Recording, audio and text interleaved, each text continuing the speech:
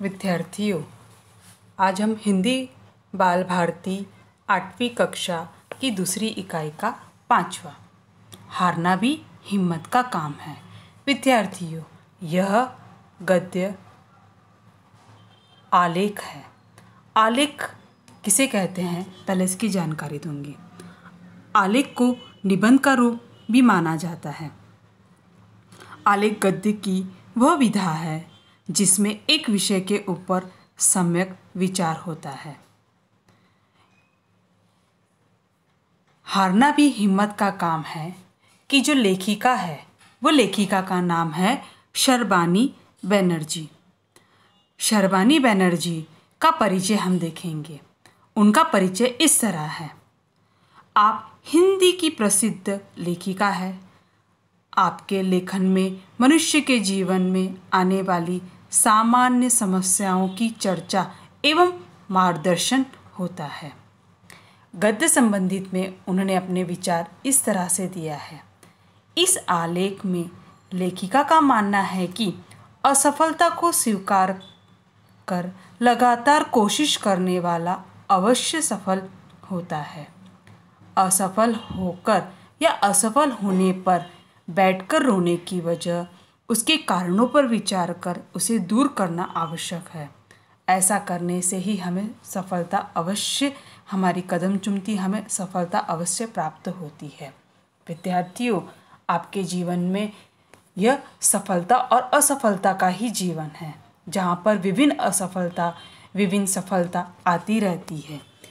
फिलहाल अभी हमारे पास कोरोना रूपी असफलता है। इसे हमें दूर करके ऑनलाइन क्लास के माध्यम से अपनी पढ़ाई को पीछे ना करके सफल बनाना है और हमें आगे बढ़ना है। तो इस स्थिति में हम किस तरह से आगे बढ़ सकते हैं, उसकी जानकारी हम इस गद्य से प्राप्त कर सकते हैं या आलेख से हम प्राप्त कर सकते हैं और अपने जीवन पर लागू कर सकते हैं। इस आलेख के माध्यम से लेखिका यह कहना चाहती है कि असफलता को स्वीकार कर लगातार कोशिश करने वाला व्यक्ति अवश्य सफल होता है। यदि व्यक्ति असफल हो जाए तो उसे रोने की बजाय असफलता के कारणों की खोज करनी चाहिए कि वो जीवन में क्यों असफल हो गया है।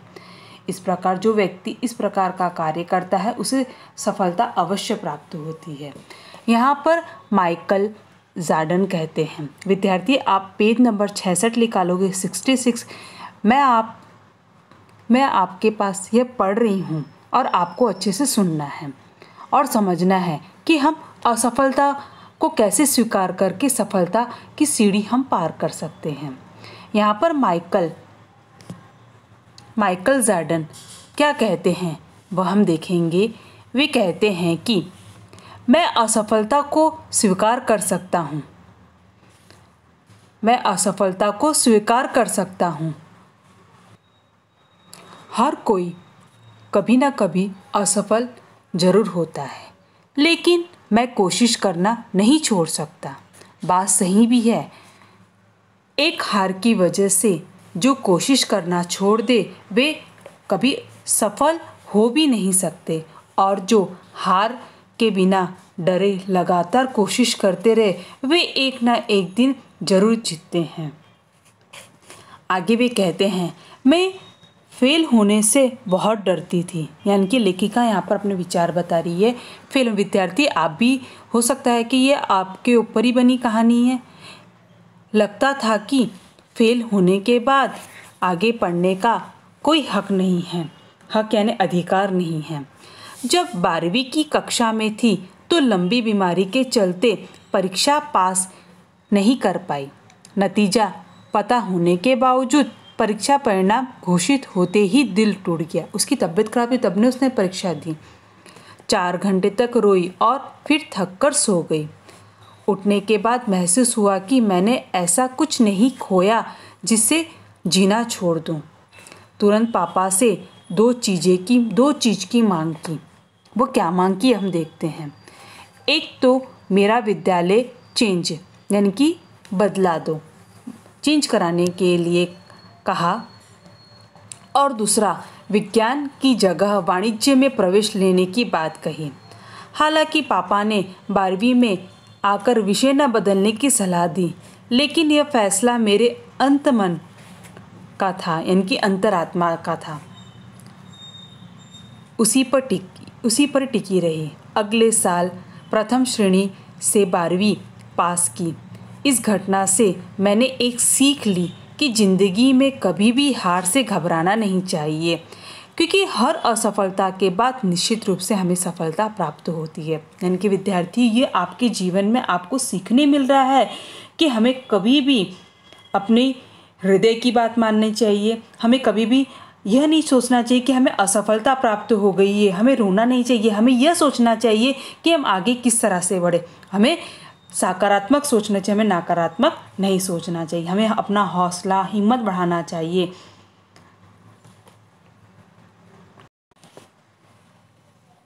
आगे के पैराग्राफ में देखेंगे, यहाँ पर आपको देखना है सिखाती है असफलता। अब हमें क्या सिखाती है असफलता, हमें देखना है। अगर असफलता को अपनी हार से न जोड़कर उससे सीख जाए तो नाकामयाबी से बड़ा गुरु और कोई नहीं हो सकता। नाकामयाबी यानी असफलता, क्योंकि जब आप जिंदगी में पीछे मुड़कर देखते हैं तो वही असफलता अनुभव बन आपको अनुभवी की पदवी देती है। ठीक है, हमें क्या मिलता है, हमें अनुभव प्राप्त होता है, हमें भिन्न भिन्न तरह का अनुभव प्राप्त होता है। कक्षा में फेल होने के कुछ दिन बाद जब मैं अपनी स्थिति का आकलन किया तो पाया कि यदि उसी वक्त 12वीं की परीक्षा में मैं किसी तरह उत्तीर्ण यानी पास हो जाती तो तृतीय श्रेणी से ज़्यादा नहीं ला पाती। उतने खराब अंकों के साथ मुझे किसी अच्छे कॉलेज में प्रवेश नहीं मिलता। पूरा हमारा करियर दांव पर लग जाता। लेकिन एक असफलता से मुझे दोबारा 12वीं की परीक्षा देने का मौका मिला। मुझे सही दिशा मिली तो अच्छे अंक भी आए और ज़िंदगी के आगे बढ़ने का मुझे हौसला मिला। ठीक है, तो यहाँ पर उन्हें हौसला यानी कि हिम्मत मिली। तो यहाँ पर लेखिका ने अपने विचार बताया है। वे चाहती तो वह थोड़ी सी मेहनत करके तृतीय श्रेणी में पास हो सकती, मगर तृतीय श्रेणी में पास होने का उसे कोई मतलब नहीं था कि अगर मैं कॉलेज जाती तो मेरे जो परसेंट है प्रतिशत वो मुझे कम आते। तो मैंने हिम्मत की, वापस मैंने फिर से 12वीं की परीक्षा दी, विषय अपना बदला और प्रथम श्रेणी से मैं पास हुई। विद्यार्थियों, पेज नंबर 67 निकालोगे। इसके आगे का देखेंगे। असफलता व्यक्ति को सोचने और आत्म अवलोकन करने के लिए प्रेरित करती है। इससे व्यक्ति को गलतियों का एहसास होता है और उन्हें सुधारने का मौका भी मिलता है। इससे उसमें विनम्रता बढ़ती है। बिल गेट्स कहते हैं कि असफलता का जश्न मनाना बुरी बात नहीं है, लेकिन जो असफलता याद रखते हैं वे दूसरों को उनकी गलतियों को करने से न केवल रोकते हैं बल्कि उन्हें अधिक विनम्र भी होते हैं। आया ध्यान में, यानी कि यहाँ पर बिल गेट्स ने हमें शिक्षा दी है कि हमें वे दूसरे को उन गलतियों को करने से न केवल रोकते बल्कि उन्हें और अधिक विनम्र भी होते हैं। तो इस तरह से हमें सीख मिलती है। उसके आगे, वे सफलता अंतिम सत्य नहीं है। ठीक है, यहाँ पर आगे वे कहते हैं कि विंस्टन चर्चिल ने एक बात बहुत अच्छी कही थी, सफलता अंतिम सत्य नहीं होता। असफलता कभी घातक नहीं होती, लेकिन असफल होने के बाद भी आगे बढ़ते रहना ज़्यादा मायने रखता है। इसी में ज़िंदगी का फलसफा छिपा हुआ है। देखा जाए तो बात सच भी है। एक ही बार में मिली सफलता का वो स्वाद नहीं होता जो असफलता के बाद भी मिली सफलता का होता है। विद्यार्थी, अगर आपको एक बार ही सफलता प्राप्त हो जाए तो उसमें आपको ज़्यादा खुशी नहीं होगी। आप असफल हो के जब सफलता प्राप्त होगी तो आपको उसमें ज़्यादा प्रसन्नता या खुशी होगी। वैसे भी एक सफलता जिसे मंजिल भी कहा जा सकता है, वे बात दूसरे लक्ष्य के लिए तो फिर एक जुटना भी पड़ता है। इसलिए एक बार मिली सफलता पर घमंड नहीं करना चाहिए।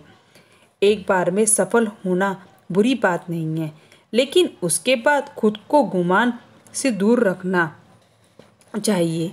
ठीक उसी तरह एक बार मिली असफलता में रुक जाने भी अच्छी बात नहीं है। जीवन में हमें निरंतर बढ़ते रहना चाहिए, कुछ सीखते रहना चाहिए। नदी की राह में भी कई अवरोध आते हैं। किस तरह से अवरोध आते हैं? नदी का जब पानी बहता है तो उसमें कंकड़ आता है तो नदी क्या रुक जाता है? वो अपना रास्ता स्वयं ढूंढ लेता है। लेकिन नदी बहना नहीं छोड़ती, वह किसी न किसी तरह से अपनी राह पर बना ही लेती है। लहरें या तो पत्थर को काट देती है या फिर अपनी राह बदल लेती है, लेकिन बहना नहीं छोड़ती। असफल होने के दो ही कारण हो सकते हैं, खुद में कमियां होना या सही तरीका न अपनाना। इसलिए असफल होने की स्थिति में दुखी होने के बजाय हमें स्थिर होकर सोचना चाहिए कि असफलता के क्या कारण थे। यदि खुद की कमियां इसके लिए जिम्मेदार हो तो उन पर काम करना चाहिए, और यदि रास्ता गलत लगे तो मंजिल को हासिल करने के लिए रास्ता बदलने में भी कोई बुराई नहीं है। बस रुक जाना गलत बात है। यहाँ पर हमें बार बार शर्बानी बनर्जी हमें बार बार आगे बढ़ने की हमें सीख देती है। यहाँ पर जश्न का अर्थ उत्सव बताया है, घातक यानी हानिकारक, फलसफा का अर्थ है दर्शन, मंजिल यानी लक्ष्य, गुमान यानी घमंड या अभिमान, निरंतर यानी लगातार, हासिल यानी प्राप्त। अब आगे वे कहते हैं, यहाँ पर देखेंगे, कुछ लोग कुछ नहीं कहेंगे। अब लोगों की चिंता रहती है। क्या रहती है चिंता? अब हम देखेंगे। लोग कुछ नहीं कहेंगे। असफलता के साथ सबसे बड़ा जो डर जुड़ा होता है वह है कि लोग क्या कहेंगे। हम देखते हैं ना समाज में, अगर हम फेल हो जाते तो हमारे पिता बोलते हैं, अगर तू फेल हो जाएगा तो बेटा लोग हमें क्या कहेंगे कि तुम्हारा लड़का ऐसा है वैसा है। दरअसल हर व्यक्ति को अपनी छवि प्यारी होती है, इनकी अपनी इज्जत प्यारी रहती है, उसमें हल्का सा भी दाग भी उसे बर्दाश्त नहीं होता। असफलता को भी आम व्यक्ति दाग की तरह ही मानते हैं, जबकि वह केवल सफलता की ओर बढ़ने का पायदान मात्र है। बड़े वैज्ञानिक जिसकी खोज पेज नंबर 68 में देखेंगे, सफल होने से पहले लोगों में बेहद दुत्कारा था। अगर उस वक्त लोगों की बातों को अपने ऊपर हावी न होने दे तो वे कभी न कभी नहीं बढ़ पाते। चर्चिल ने एक और बहुत अच्छी बात कही थी, एक असफलता से दूसरी असफलता तक पूरे उत्साह से पहुंचने वाला ही सफलता तक पहुंच पाता है। दुनिया की सबसे ताकतवर पत्रिका फोर्ब्स के मालिक मालकॉम फोर्ब्स ने कहा था, असफलता ही सफलता है। असफलता ही सफलता है। यदि हम उससे सीख ले तो, यानी अपनी असफलता से जो व्यक्ति सीख लेता है उसका सफल होना निश्चित ही है। लो बोलू आप यह कि असफलता की स्थिति का सही आकलन करें तो सफलता का रास्ता बेहद आसान हो सकता है, बशर्ते व्यक्ति पूरे जोश और जुनून से अपनी असफलताओं से सीखते हुए और उससे प्रेरणा लेते हुए ही आगे बढ़े हैं। जो व्यक्ति अपनी असफलता के कारण खोज लेते हैं उन्हें सफलता का रास्ता खुद ब खुद मिल जाता है। इसलिए असफलता को घृणा से नहीं बल्कि सम्मान से स्वीकार करना चाहिए। यहाँ पर हमें बार बार हमारी लेखिका इस आलेख में शर्बानी जी बार बार हमें एक ही शब्द सिखाती है कि हमें जीवन में कभी भी हिम्मत नहीं हारना चाहिए, हमें निरंतर आगे बढ़ते रहना चाहिए। तो हमें इस आलेख से जो सीख मिली है विद्यार्थियों, ये आपको अपने विचार लिखना है। इसमें जो कुछ कठिन शब्द है जैसे कि पायदान यानी कि सीढ़ी बताइए, बेहद यानी बहुत अधिक, तुत्कारना यानी किसी चीज़ को धिक्कारना या तिरस्कार करना, उत्साह यानी जोश, फिर यहाँ पर आगे दिया है ल बोलू आपका अर्थ है सारांश, आकलन यानी समझना या ग्रहण करना, जुनून यानी पागलपन। तो यहाँ पर आपको मैं कुछ प्रश्न दूंगी, वो प्रश्न आपको हल करना है। विद्यार्थी, इस आलेख से आपको क्या सीख मिली है? आपको अपने सहमत विचार लिखना है। यहाँ पर लेखनीय में लिया है कि निरंतर अभ्यास मनुष्य के कार्य को परिपूर्ण बनाता है। इस पर संक्षेप में आप अपने विचार लिखना है। यानी कि निरंतर अभ्यास कौन करेगा? हम करेंगे। विद्यार्थी, जब आप निरंतर अभ्यास करते हैं, यानी कि छोटेपन से जब अभ्यास करते हो तो बड़े बड़े अभ्यास करते करते आप क्या एक गुणी व्यक्ति बन जाते हो। आप नहीं, जो जीवन में जो चीज़ प्राप्त करना चाहते हो वो प्रयत्न कर करके आप प्राप्त कर सकते हो। तो इसके बारे में आप अपने विचार लिखोगे। श्रवणी में दिया है कि परिपाठ के कालांश में सर्वधर्म समभाव संबंधित कोई प्रार्थना सुनो और उसका सामूहिक गायन करो। यहाँ पर शब्द वाटिका के अंतर्गत कठिन शब्द के अर्थ दिए गए हैं, वह आप अपनी नोटबुक में लिखोगे। उसी तरह इस आलेख में मुहावरा है, जैसे कि दिल टूटना। दिल टूटना का यानी निराश होना, तो इसका अर्थ आप बना सकते हैं, मैं परीक्षा में फेल हो गया तो मेरे पिताजी निराश हो गए। दूसरा दिया है दाव पर लगाना, यानी कि बाजी लगाना। मेरे घर के सामने एक, कोई भी आप ले सकते हो, एक मजदूर ने अपनी सारी जिंदगी कमाए हुए धन की उसने बाजी लगा दी। या आप अपने स्वयं विचार बनाकर ये कर सकते हो, जैसे कि ताशपत्ती के आधार पर, कोई जीत या हार के आधार पर अपनी पूरी पूंजी, मेरी बिटिया को पास होने के लिए, या फिर ऐसे आप बना सकते हो कि मेरे पिताजी ने मुझे डॉक्टर बनाने के लिए, या फिर बाजी लगाना की यानी कि पूरी संपत्ति की बाजी लगा दी है, दाव लगाना। तो इस तरह से आप क्या कर सकते हो, बना सकते हो। यहाँ पर सूचना के अनुसार कृति करो। यहाँ पर पहला दिया गया है संजाल पूर्ण करो। संजाल पूर्ण करने के अंतर्गत पहला प्रश्न हमें दिया गया है बहती नदी की विशेषता। अब बहती नदी की क्या विशेषता है, तो यहाँ पर आपको इसके उत्तर लिखना। जैसे कि लिखेंगे अवरोध आने पर भी नदी बहना नहीं छोड़ती। फिर इसके आप यहाँ पर लिखेंगे अवरोध को न हटा पाने का रास्ता बदल देती है। यहाँ पर लिख सकते हैं कि नदी की लहरें पत्थर को काट देती है। और यहाँ लिखेंगे वह प्रयत्न करके अपनी राह बना लेती है। तो इस तरह से आप संजाल पूर्ण में करोगे। प्रश्न 2 में दिया गया है कारण लिखो। कारण में पहला लिखा है नाकामयाबी से बड़ा गुरु नहीं होता। अब यहाँ पर हमें क्या लिखना है, यहाँ हमें अपने विचार लिखना है। तो आप अपने विचार किस तरह से लिखोगे, तो यहाँ पर आप पहले प्रश्न को अच्छे से पढ़ोगे और समझोगे, उसके बाद अपने उत्तर यहाँ पर आपको स्वयं लिखना है। तो जैसे कि आप यहाँ पर लिख सकते हो, यदि असफलता को अपनी हार से न जोड़कर देखा जाए तो नाकामयाबी से बड़ा गुरु कोई नहीं है। क्योंकि जब आप अपनी ज़िंदगी से पीछे मुड़कर देखते हो तो वह असफलता अनुभव बन आपको अनुभव देती है। तो यहाँ हम इस तरह से लिख सकते हैं। या दूसरा प्रश्न दिया है कि असफलता के 2 कारण होते हैं। अब यहाँ पर लिखोगे, इसका उत्तर लिखो, असफलता के 2 ही कारण हो सकते हैं। तो इसका उत्तर लिखेंगे खुद में कमियां होना या सही तरीका न अपनाना। तो आप यहाँ पर इसके उत्तर लिख सकते हो। पेज नंबर 70 निकालोगे, वहाँ पर प्रश्न दिया है कृति पूर्ण करो। यहाँ पर पहला आपको दिया गया है विंस्टन चर्चिल द्वारा कही हुई अच्छी बातें। अब विंस्टन चर्चिल द्वारा कही गई अच्छी बातें कौन कौन सी, तो यहाँ पर लिखोगे, यहाँ पर पहले बॉक्स में आप लिखोगे इसका आता असफलता अंतिम सत्य नहीं होता, और दूसरे में लिखोगे कि असफलता कभी घातक नहीं होती। ठीक है। उसी तरह दिया है असफलता से प्राप्त प्रेरणा। अब यहाँ पर असफलता से प्राप्त प्रेरणाएं कौन कौन सी, तो यहाँ पहले में आप लिखोगे लोगों को अपनी गलतियों का एहसास होता है, और दूसरे में लिखोगे गलतियों को सुधारने का मौका मिलता है। तो इस तरह से आप क्या लिखोगे, इसके उत्तर लिखोगे। यहाँ पर दिया है शब्द समूह के लिए एक शब्द। अब शब्द समूह के लिए यहाँ पर एक शब्द पूछा है, तो इसे हमें क्या करना, अच्छे से पढ़ना है। अब यहाँ पर पहले दिया है पथ को दर्शाने, इसका उत्तर आएगा पथ प्रदर्शक।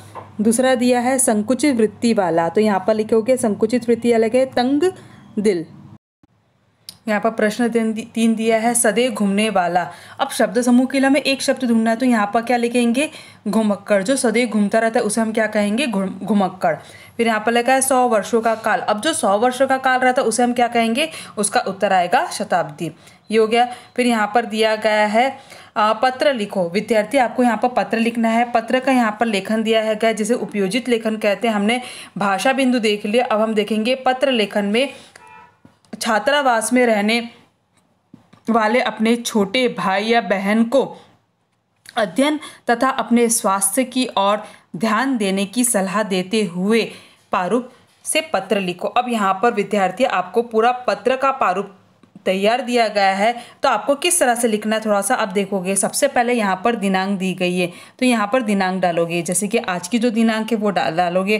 फिर संबोधन आप किस तरह से करोगे, सबसे पहले तारीख, जैसे कि आज आपने पत्र लिख रहे हो तो यहाँ पर आप तारीख डाल दोगे, ठीक है। संबोधन, अब संबोधन में हम क्या डालेंगे, संबोधन में किस तरह से लिया जाता है, संबोधन के अंतर्गत जैसे कि प्रिय भाई या प्रिय बहन, उसके बाद उसे हम आशीर्वाद देते हैं। फिर उसके बाद आगे हम अपने अभिवादन में हम लिखना चालू कर देंगे। वहाँ पर लिखेंगे कि आशीर्वाद, कल तुम्हारा छात्रावास से तुम्हारे मित्र का पत्र प्राप्त हुआ, पता चला कि आजकल पढ़ाई में तुम्हारा मन नहीं लग रहा है, ये समाचार पढ़कर मुझे बहुत दुख हुआ। बहन, तुम यह भली भांति जानती हो कि छात्रावास में भेजने का मूल्य उद्देश्य क्या था। पिताजी चाहते थे कि तुम पढ़ लिख कर अफसर या कुछ बनो, तभी संभव होगा जब तुम अध्ययनशील होगे। यहाँ पर अपने विचार लोगों के जो व्यक्ति जीवन में सफल होता है उसे सफलता प्राप्त होती है। अध्ययन केवल तुम्हारी ज्ञान वृद्धि ही नहीं करता बल्कि तुम्हें विवेक का गुण भी पैदा करता है। तो यहाँ पर थोड़े पे तो अपने विचार लिखोगे, फिर आगे लिखोगे कि तुम अपने अध्ययन के साथ साथ अपने स्वास्थ्य का भी ध्यान रखना।